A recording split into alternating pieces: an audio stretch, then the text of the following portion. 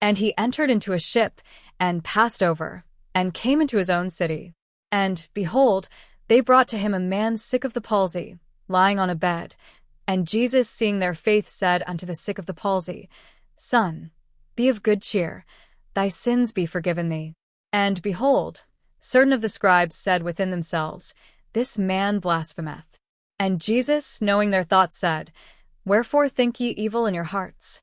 For whether is easier, to say, Thy sins be forgiven thee, or to say, Arise and walk? But that ye may know that the Son of Man hath power on earth to forgive sins, then saith he to the sick of the palsy, Arise, take up thy bed, and go unto thine house.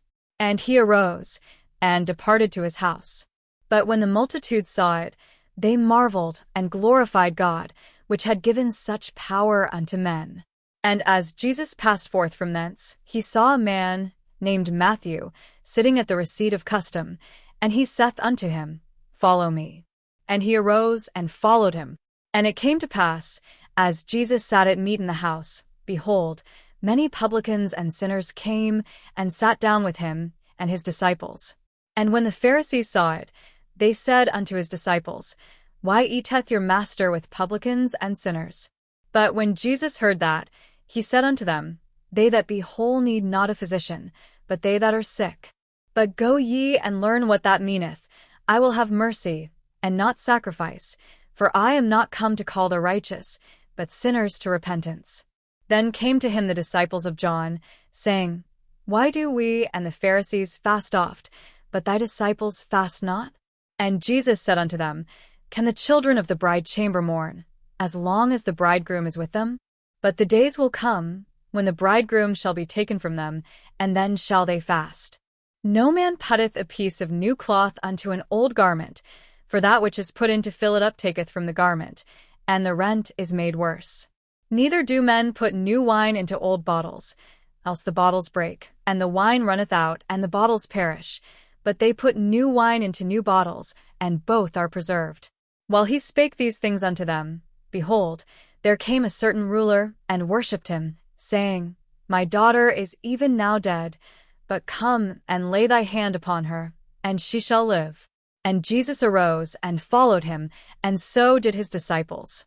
And, behold, a woman, which was diseased with an issue of blood 12 years, came behind him, and touched the hem of his garment.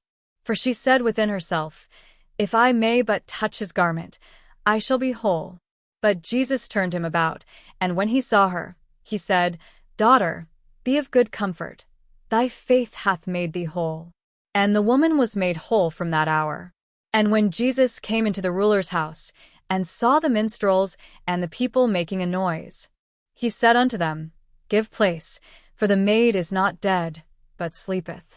And they laughed him to scorn. But when the people were put forth, he went in and took her by the hand, and the maid arose. And the fame hereof went abroad into all that land. And when Jesus departed thence, 2 blind men followed him, crying and saying, Thou Son of David, have mercy on us.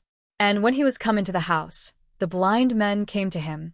And Jesus saith unto them, Believe ye that I am able to do this? They said unto him, Yea, Lord. Then touched he their eyes, saying, According to your faith be it unto you. And their eyes were opened, and Jesus straitly charged them, saying, See that no man know it. But they, when they were departed, spread abroad his fame in all that country. As they went out, behold, they brought to him a dumb man possessed with a devil. And when the devil was cast out, the dumb spake, and the multitudes marveled, saying, It was never so seen in Israel. But the Pharisees said, He casteth out devils through the prince of the devils. And Jesus went about all the cities and villages, teaching in their synagogues, and preaching the gospel of the kingdom, and healing every sickness and every disease among the people.